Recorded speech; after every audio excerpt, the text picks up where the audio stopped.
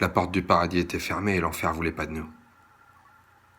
Je sais pas quel ange gardien était garé au-dessus à ce moment-là, mais une chose est sûre, c'est qu'ils sont plus d'un à vouloir l'applaudir aujourd'hui. J'ai jamais aimé les anniversaires, encore moins le mien. Mais passer la veille de ce dernier avec comme seuls invités des blouses bleues et blanches qui baragouinent un langage qui n'est pas le plus familier du monde autour d'un seul et unique cocktail qu'on appelle perfusion, pas besoin d'être Michou pour constater qu'il y a quand même mieux comme soirée.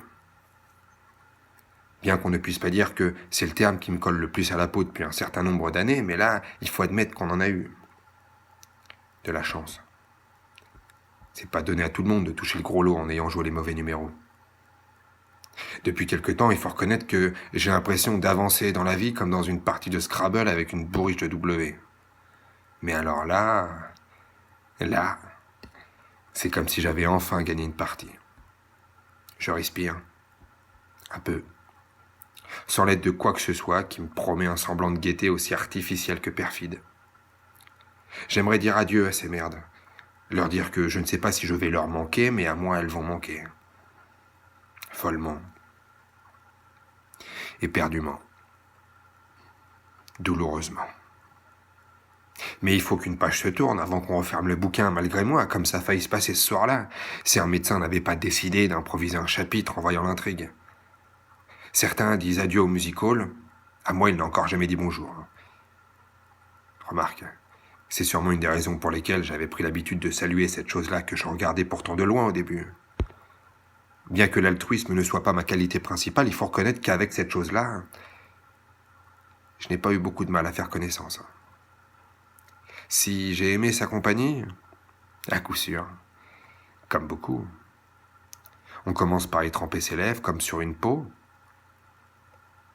et puis on y trouve un réconfort presque admirable. Alors, on récidive constamment, consciemment. On se retrouve en cachette comme des écoliers en salopette qui s'embrassent à la récré pour la première fois sous le préau à l'abri des regards. Et puis naît l'envie que tous les jours soient une première fois.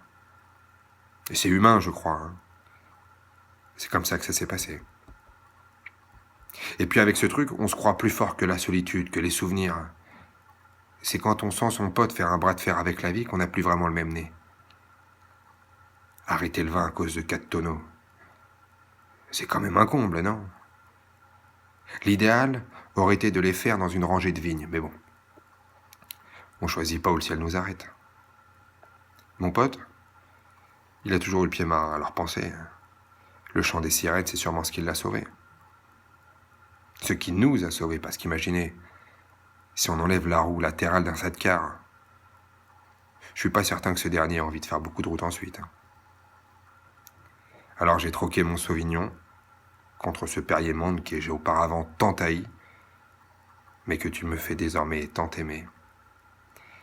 À toi, à nous, mon frère, et à notre aller-retour au pays des Mohicans.